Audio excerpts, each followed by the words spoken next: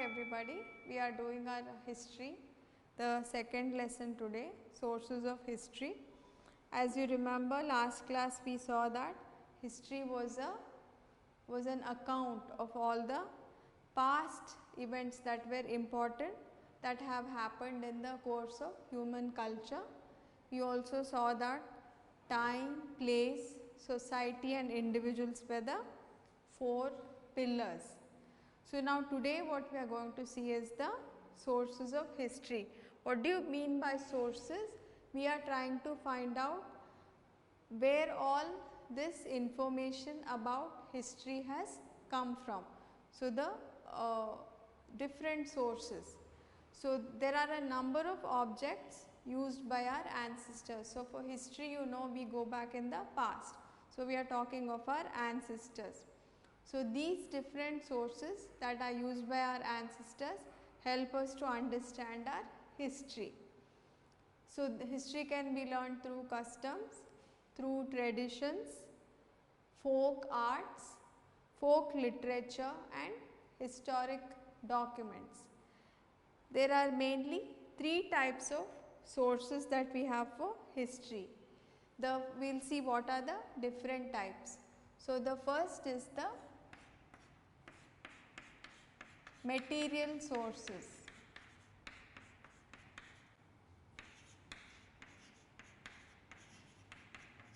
So, what are material sources? It is something that you can touch, see and feel.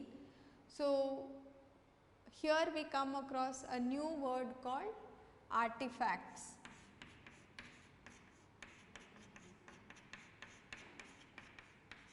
So, man in his day to day life he uses a lot of things.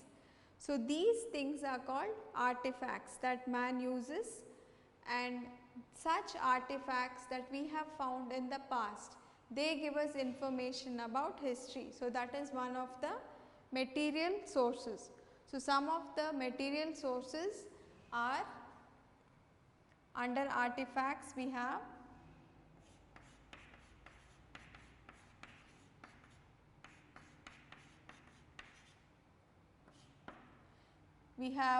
pottery,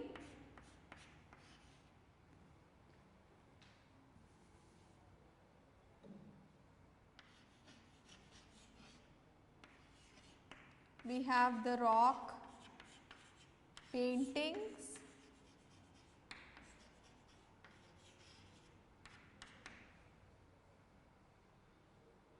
we have the food grains. Normally what happens, food grains perish, they become powder, but in ancient times the food grains were roasted. So, sometimes what happened, when these food grains were roasted, they became charred. Charred is what?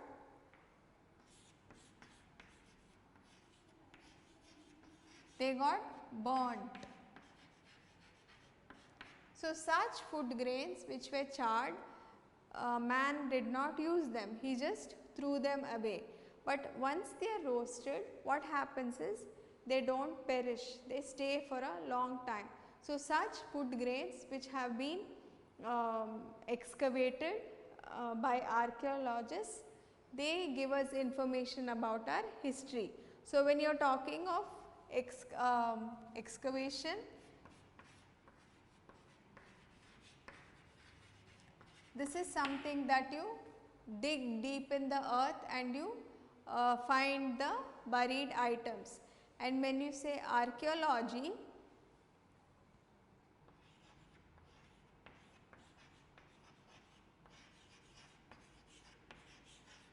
it is a science where you study human activity, the human activity that is related to prehistoric times, that is related to historic times. So, when these archaeologists, a person doing or studying archaeology or who is conducting excavations, he is called an archaeologist. So, such archaeologists found charred or burnt food grains. So, that is another artifact or material source of history.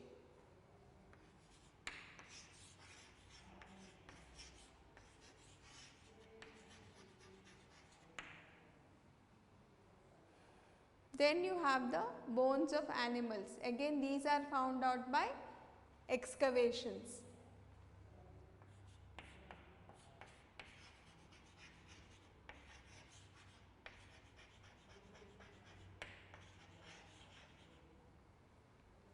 Then you have our ancestors, they have worn jewelry, so they have possessed ornaments, beads, all these are artifacts of our historic times. So, let me write that.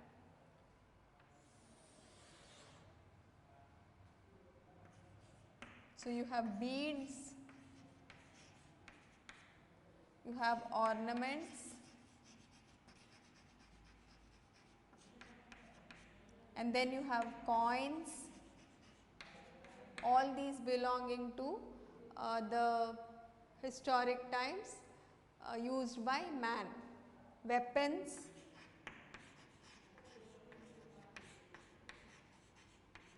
so all these are called the artifacts that are the material sources.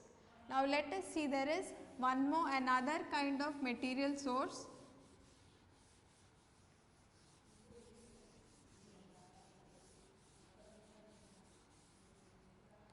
which are called the structural remains.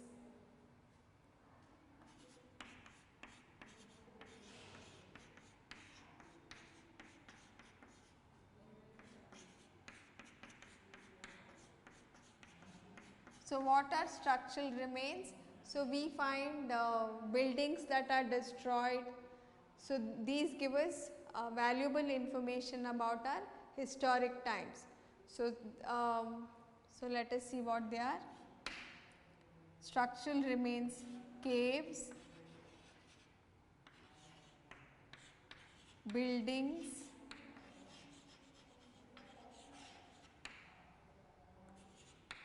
houses, and also religious places like temples that no longer exist now, but they were in a certain period of time, churches,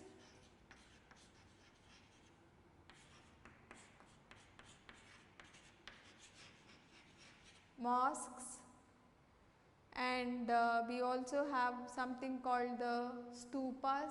They are like pillars. So, I will just write pillars. So, these are some of the structural remains found out by the archaeologists when they were doing the study relating to the historic or the prehistoric times. So, these are all the material sources that you can touch and feel.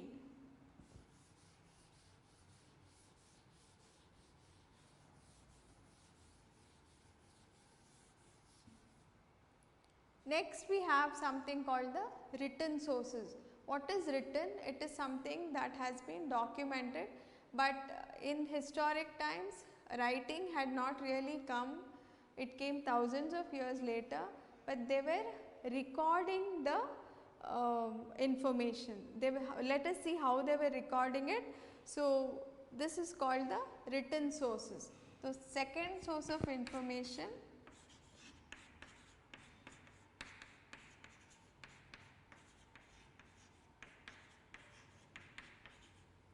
So, what do we have? We have inscriptions. As I said, these were recorded in some form somewhere, and this basically it was many events were expressed, the emotions of those people expressed through paintings on rocks and so on. So, let us see what they were, what those written sources were. So, we have inscriptions.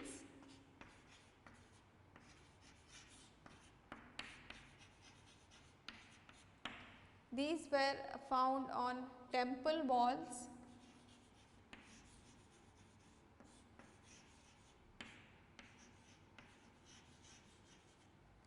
inscriptions found on rock cut caves and rocks,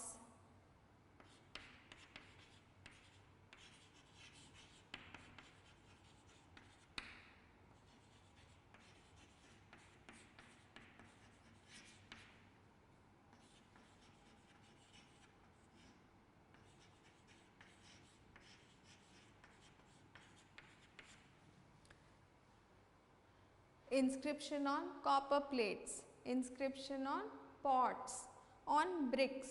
So, these were all recorded. So, we had inscription on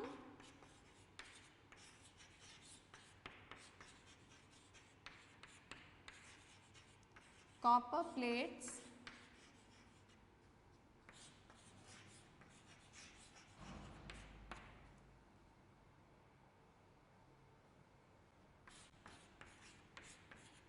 pots, bricks, and we have something called a potsherd. What is a potsherd? It is a broken piece of pottery or of a baked clay. So, this is also one source of written information. So, writing on a potsherd.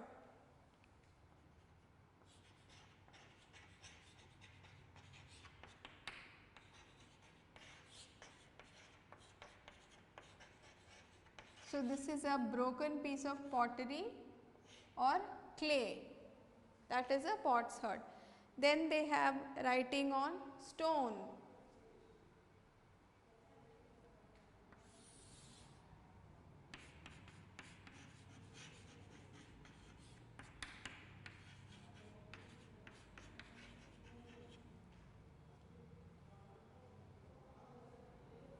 Another way that they would write is, there is this tree in Kashmir called the Burja tree.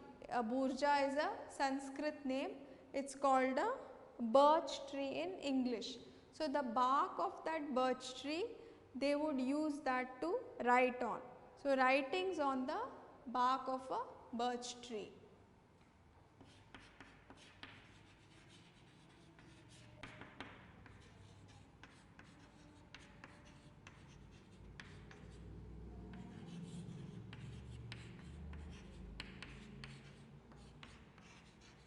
Again I said this is the Burja tree.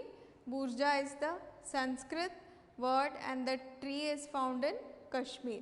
So, they would make sheets out of palm leaves and write on them as well.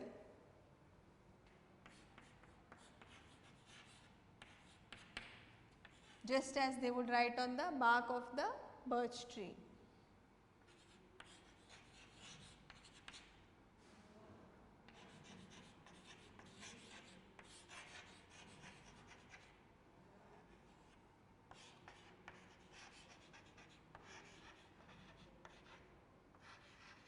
This is E and an S down.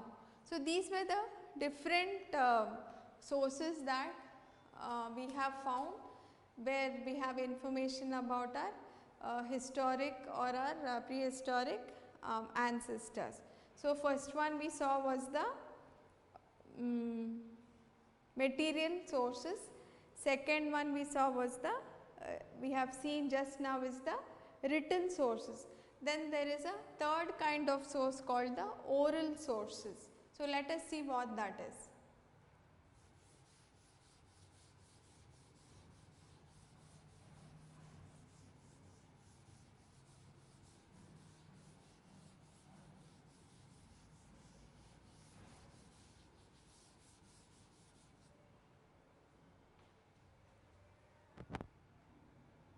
So, first one was the material,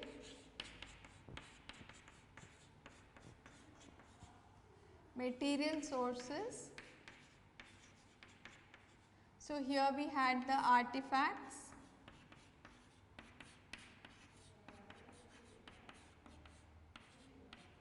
and then we had the structural remains.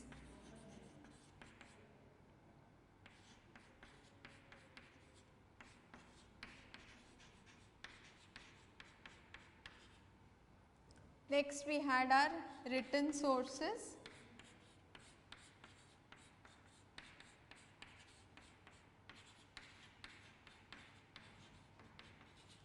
Third we have our oral sources.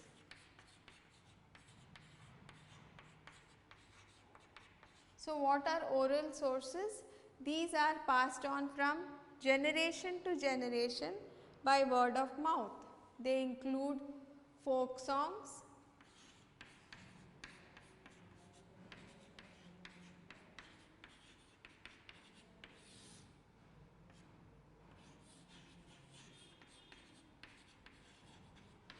So, this is something that is passed on by word of mouth, generation to generation. The authors are not known, nothing has been written, no literature for these songs, but they have passed on from generation to generation. So, you have folk songs, you have folk tales. What are tales? Stories.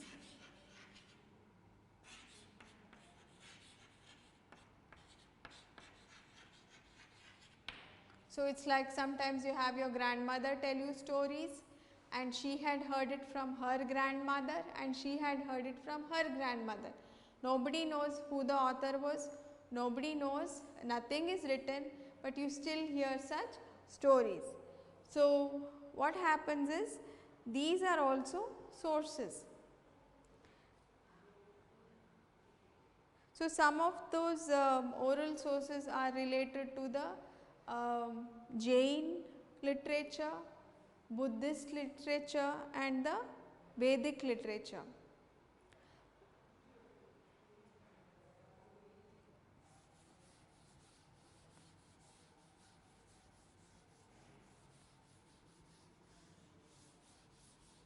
So, let us see the timeline for this, for the sources that we have seen, the material, the written, the oral. So, what happened is from the Stone Age, so we are looking at a timeline.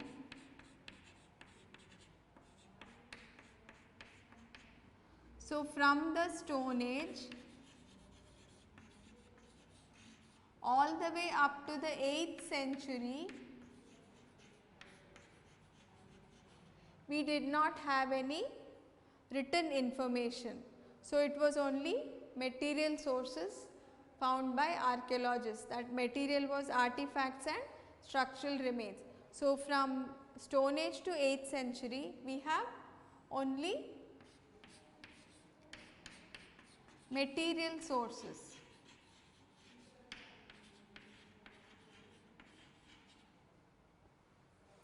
After 1500 BC, we started getting written sources. So, 1500 BC onwards,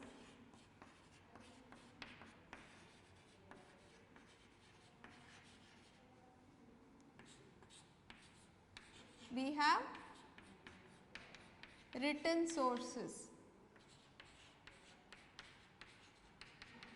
So, what are some of them? We have the Vedic literature such as the Ramayana,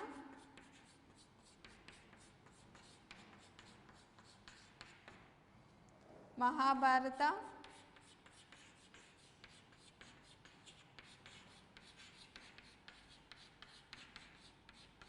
we also have the Upanishads, Jain and Buddhist literature.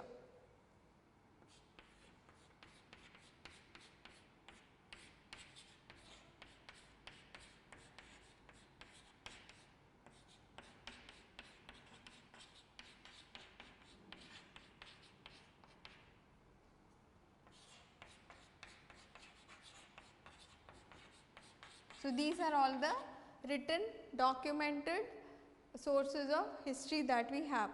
Now, there is a small, we have to be careful about these sources of history. Anything that is old, you just cannot just take it as a source of history. You have to verify that it is the right information and that you have to cross check it with the right sources, and after you confirm, and that is when you will put it down as a source of history. So, that is something that you have to be very careful about. That is a precaution that you should take.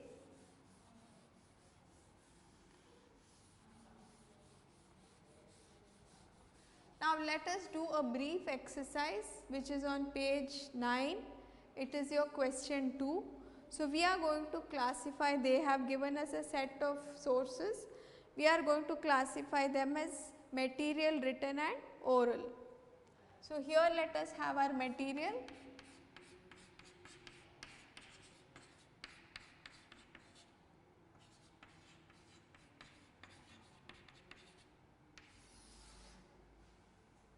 here we will have a written,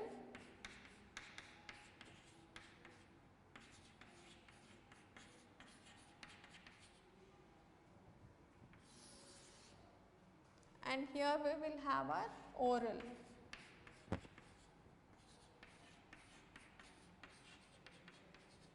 So, the first one is a copper plate. Remember we saw inscriptions on the copper plate. So, that was a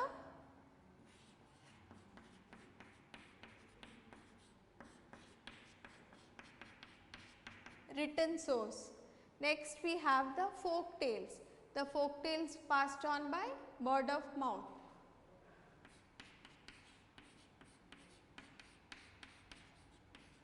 So, they are the oral sources. Then we have pottery. Pottery is something we saw, pots were in the artifacts. So, they are the material sources.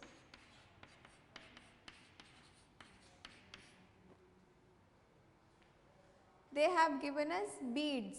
Beads again is under material sources.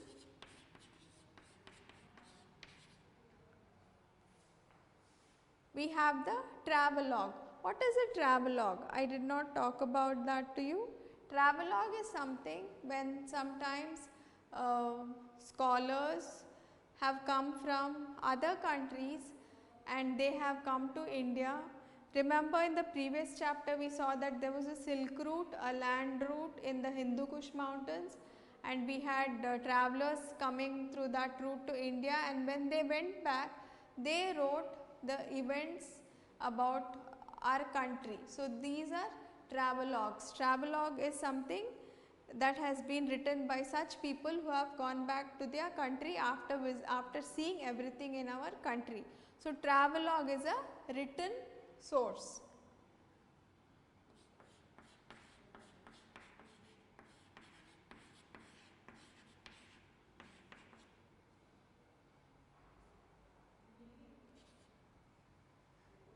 Then we have the OVs. I did not mention this to you, but OVs are also, these are folk songs that have passed on from generation to generation. So, these are also the oral sources. Inscriptions. Inscriptions by the very word we know. We had inscriptions on the walls, on temples, in caves. These are all written.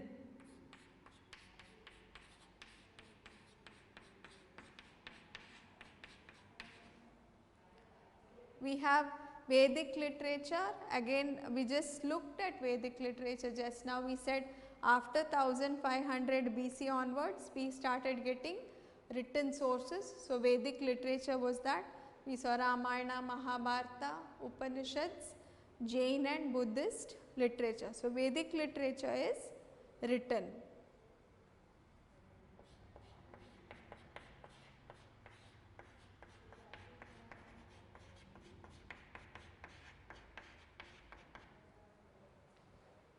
We have a stupa. Stupa is what? I told you stupa is a pillar. So, they come under our structural remains. So, structural remains came under what? Structural remains came under our material sources. We had pottery and beads for artifacts. So, stupa comes under structural remain under material sources. So, I told you stupa is a pillar. Coins, coins again are material.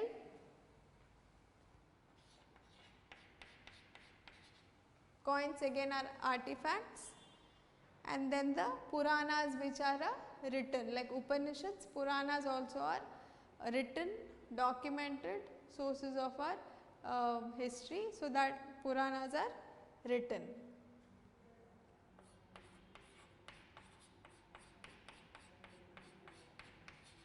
So, they are similar to our Vedic literature. So, this brings us to the end of our chapter. So, we saw the three different sources of history, material sources, written sources and oral sources, and as we know material sources has two types, the artifacts and the structural remains, and we also saw that this information has been passed on or has been we have dug out this information through our archaeologists, and I said archaeologists are people who study through the excavations history, prehistoric and historic times. Thank you.